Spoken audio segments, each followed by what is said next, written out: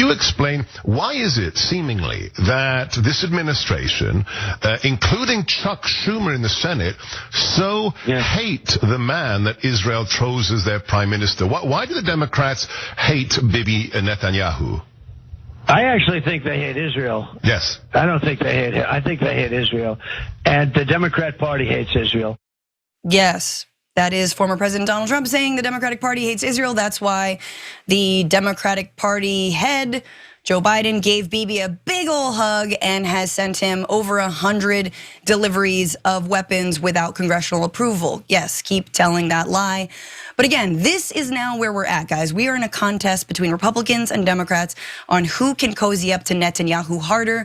And honestly, nobody can beat Republicans. There's a reason why, both politically but also monetarily. So recently, Netanyahu joined Senate Republicans on a weekly video chat, just, dropping in. In his remarks that included a question and answer session, Netanyahu acknowledged that he was speaking to a, quote, friendly audience, given Republicans are 100% behind him while Democrats are raising objections.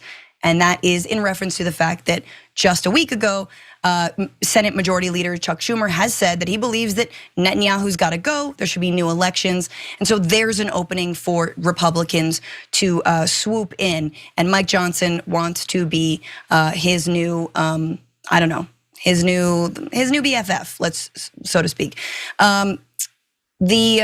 Just honestly, the most intelligent senator, Tommy Tuberville, had this to say about Bibi's remarks. He said, we're trying to tell them how to fight a war. They didn't tell us how to fight World War II or Iraq or Afghanistan. Israel didn't exist during World War II. So anyway, cool, Tommy. But Netanyahu also, he tried. He wanted to talk to Democrats. Senate Majority Leader Chuck Schumer refused. And remember, Chuck Schumer has said that he thinks that Netanyahu is a barrier to peace. And Mike Johnson's like, you know what? I'm going to invite him to speak in front of Congress. That's right. He says he will, quote, certainly invite Bibi to speak in front of Congress. It's not sure if it'll be for the House or the entirety of Congress. And, it's a little thirsty of a move, but also it's what they paid for. AIPAC was Johnson's top donor in 2023 to the tune of $104,000. That's more than 4 times the roughly $25,000 the group donated to his last congressional campaign when it was also his top donor. I mean, obviously he's a speaker now. He's like, what do you got for me? And $95,000 of that came after Johnson led the House passage of that $14 billion aid package to Israel. But look, there's a lot of money to go around when it comes to AIPAC. So look at Schumer versus Mitch McConnell too. 1.9 million, I guess, in total. And 1.7 when it comes to Charles Schumer. This is barely a difference. And yet Chuck Schumer is the one who's like, well, we gotta, no more Netanyahu, sorry, I guess I said that. Also, Hakeem Jeffries, Speaker of the House, has 1.2 million. I mean, it's just wild how many of our Congress people are currently bought off by AIPAC, to say nothing of the military industrial complex and weapons manufacturers more broadly. But Cenk, Mike Johnson sees his opening and he wants to swoop in there. And I think this is an interesting moment to talk about whether what Chuck Schumer truly said is actually all that damaging to Israel or AIPAC. I've got my thoughts, but I'll let you jump in on this. A lot of mainstream media don't give you honest news. We do. You know why? Because of you. Paid membership on YouTube makes all the difference. Hit the join button below and you become the hero that sustains us. Francesca, I'm really disappointed at how anti-Semitic your facts are. And I'm sorry. Yeah, I wish you hadn't stated things that are obviously and overwhelmingly true, because saying that Mike Johnson's top donor is AIPAC is a fact, and that fact is anti-Semitic. Right. So I just wanted you guys to know that. Trigger warning. Facts might offend you. And if you think Mitch McConnell was not affected by $1.9 million in funding, okay. Hi on whatever planet you're on. And if you think that Mitch McConnell taking $1.9 million affects him, but Hakeem Jeffries taking 1.2 million doesn't affect him. Hello, I wonder which planet you're on, because you're all on different planets, not this one. I know that, which means that you're probably a reporter. And so I like how you became an astronaut in the meanwhile, like, oh no, that is outrageous. Hakeem Jeffries is an honorable gentleman and would never be affected by $1.2 million.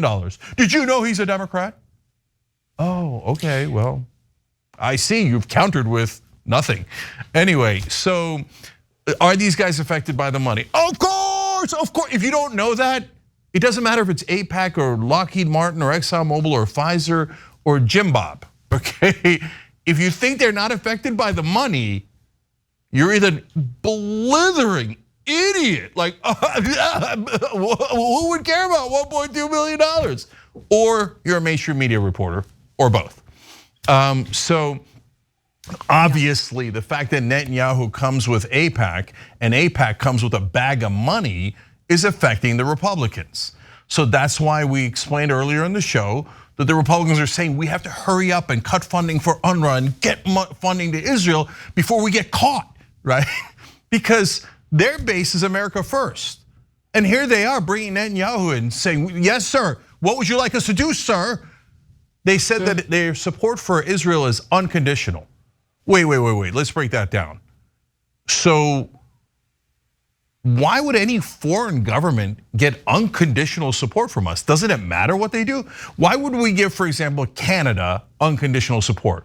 Well, what if they attacked Buffalo? Is it still unconditional? What if they just started randomly murdering the citizens? Would it still be unconditional? What if they murdered 25,000 innocent civilians?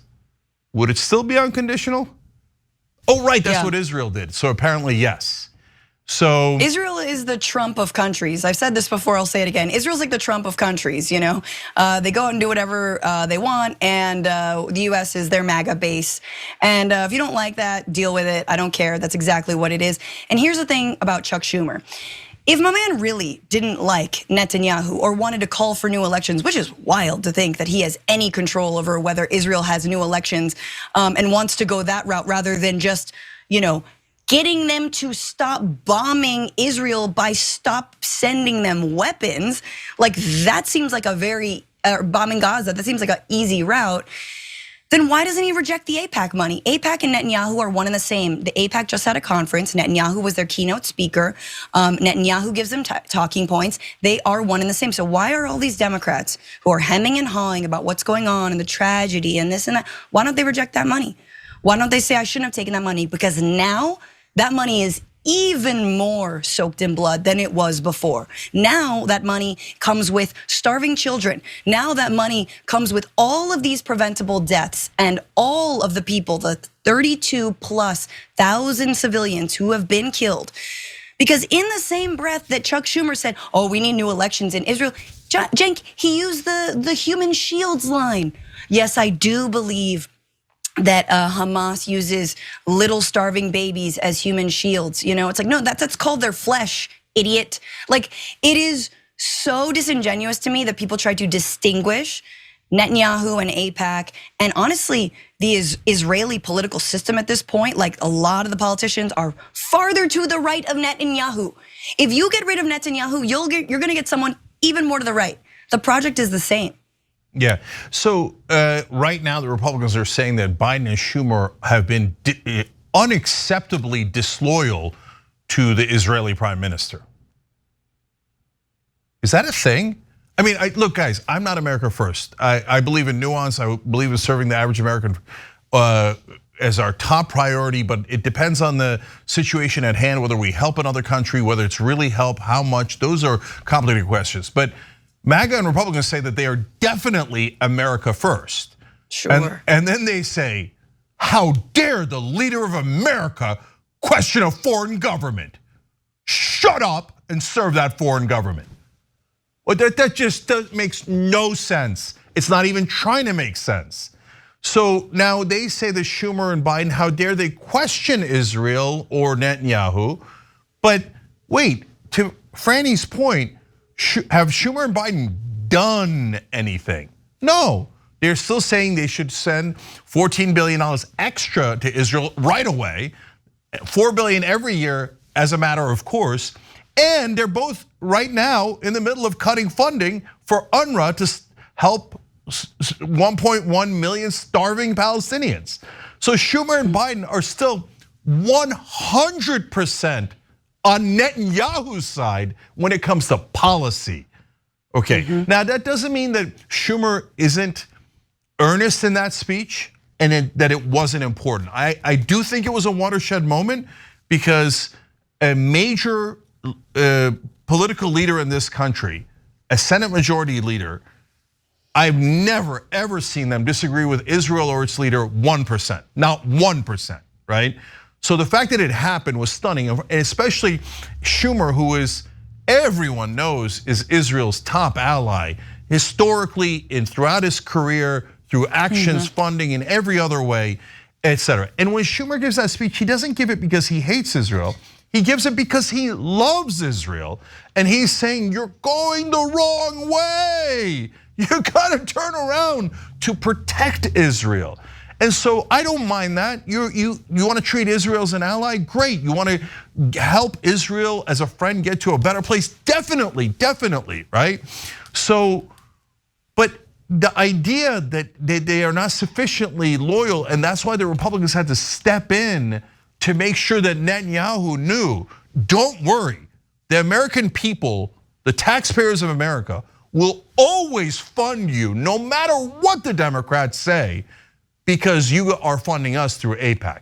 Keep it real, that is 100% what's happening. And if any reporter denies that, they're absolutely positively lying to you.